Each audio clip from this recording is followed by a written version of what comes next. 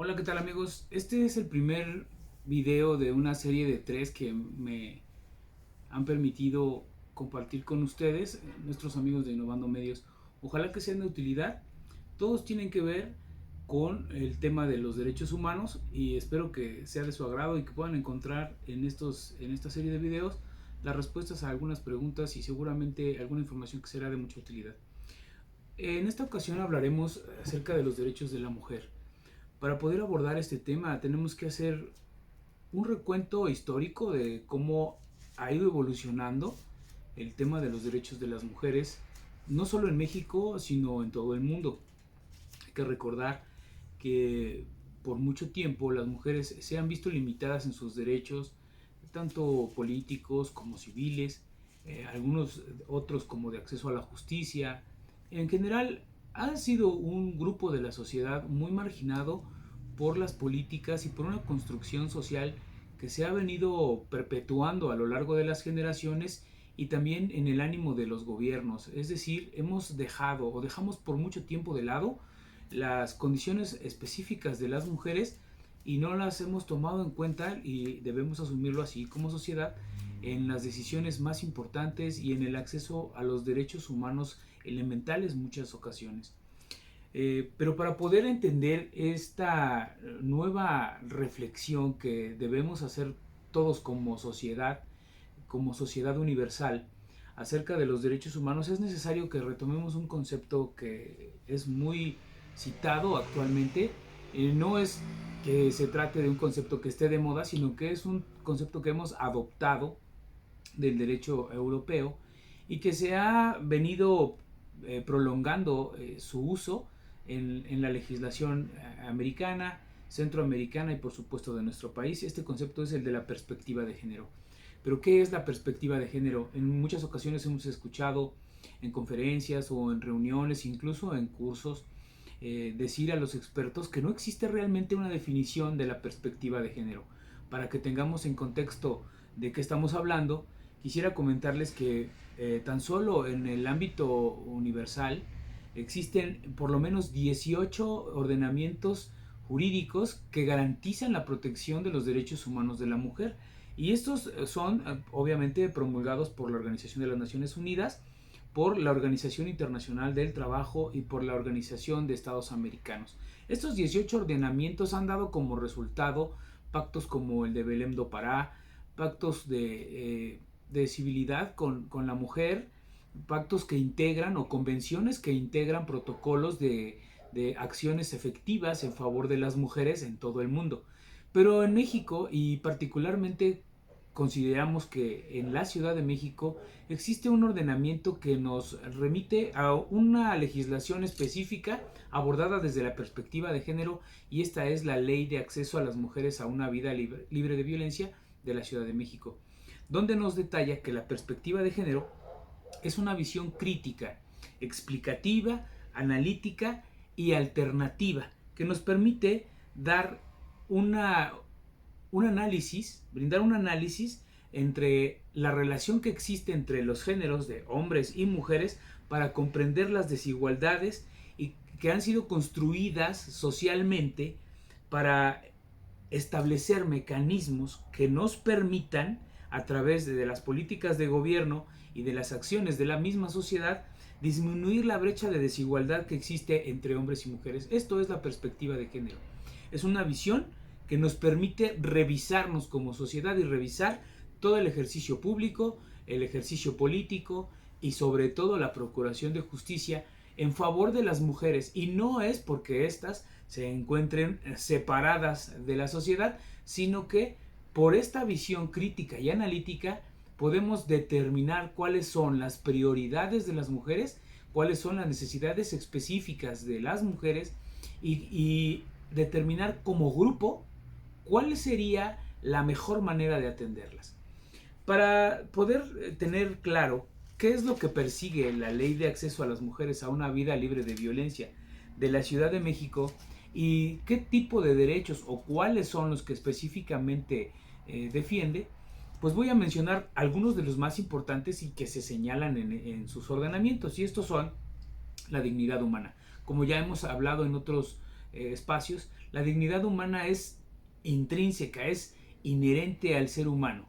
Vaya, le pertenece desde que nace hasta que muere, y yo me atrevería a decir que incluso después de la muerte, porque existe la necesidad de tratar dignamente a la persona que ha perdido la vida. Entonces, la dignidad humana no se extingue por el simple hecho de que la persona se extinga, sino que su propia memoria, la personalidad con la que vivió, bueno, tiene ese derecho a mantener su dignidad humana. Hemos visto sentencias, por ejemplo, de la Suprema Corte de Justicia y de la Corte Interamericana de Derechos Humanos, que reivindican a las personas que han sido violentadas en su derecho a la dignidad. Un caso es el de Rosendo Radilla, donde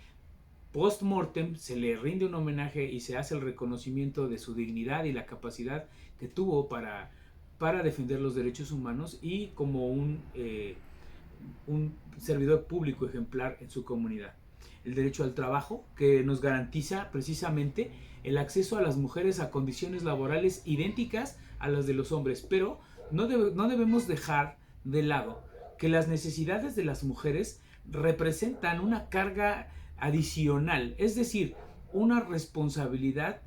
superior. ¿Por qué? Porque las condiciones naturales de su biología requieren una atención específica y por lo tanto necesita una atención específica también, es decir, como los periodos de maternidad, condiciones laborales, instalaciones y servicios de calidad y dignos de sanidad, etcétera. También esta ley nos garantiza o defiende el derecho a la vivienda, el derecho de acceso a la cultura y el derecho a la no violencia. Aquí voy a hacer una pequeña pausa y les voy a comentar que la violencia, en términos del artículo 6 de esta ley que estamos revisando, nos dice que puede darse de diversas formas. La violencia no solo se da físicamente, sino también a nivel emocional, psicológico, económico, patrimonial. En fin, la violencia en cualquiera de sus manifestaciones afecta directamente a los derechos de la mujer, vulnerando su capacidad de desarrollarse de manera plena en una sociedad. Por eso esta ley es muy específica en estos términos de violencia y en la forma en la que los cataloga. Habla también de la defensa y garantía de servicios de calidad para las mujeres y algunos derechos exclusivos en temas de desarrollo social y protección inmediata y prioritaria. Esto es muy importante porque muchas veces el tema de la violencia se percibe como algo exterior, algo que está en la sociedad, pero fuera de las personas, y esto no es así. Muchas veces la violencia incide en el núcleo familiar, la violencia reside donde la mujer habita. Entonces es obligación por este ordenamiento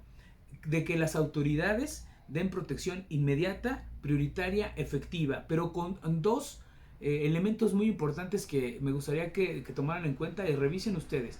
Es la calidad y la calidez.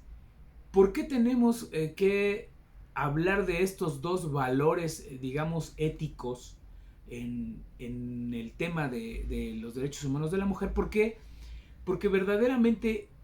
cuando una persona ha sido violentada de manera psicológica o sistemáticamente ha sido expulsada de el trabajo o de incluso de alguna candidatura política o del servicio público en general, en fin,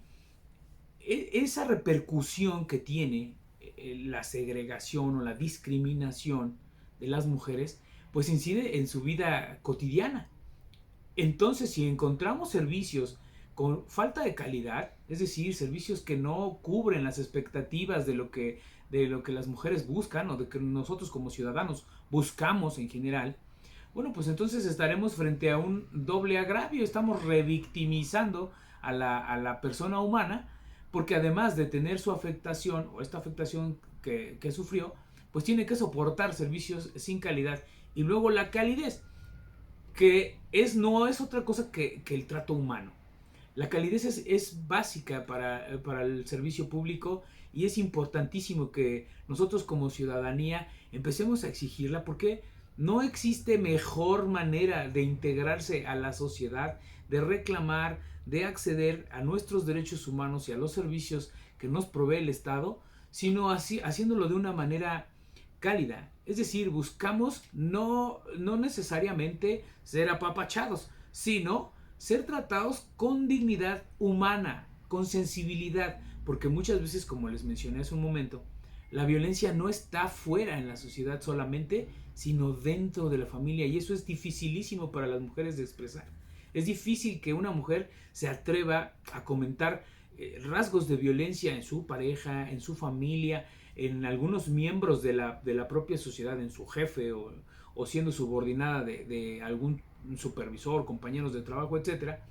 porque la construcción social nos dice que la mujer debe ser discreta, sumisa, callada, y eso no es cierto. Esta ley de acceso a las mujeres a una vida libre de violencia, lo que hace es permitir que liberemos, que se libere la mujer y que además de esa libertad se empodere para poder ejercer sus derechos con dignidad en igualdad de circunstancias que lo haría cualquier hombre. No quiere decir tampoco que equilibremos todo a manera de que entendamos que los derechos de la mujer son idénticos a los de los hombres, sino que tengamos la sensibilidad de entender las necesidades de las mujeres, como les mencioné hace un rato en la definición de la perspectiva de género,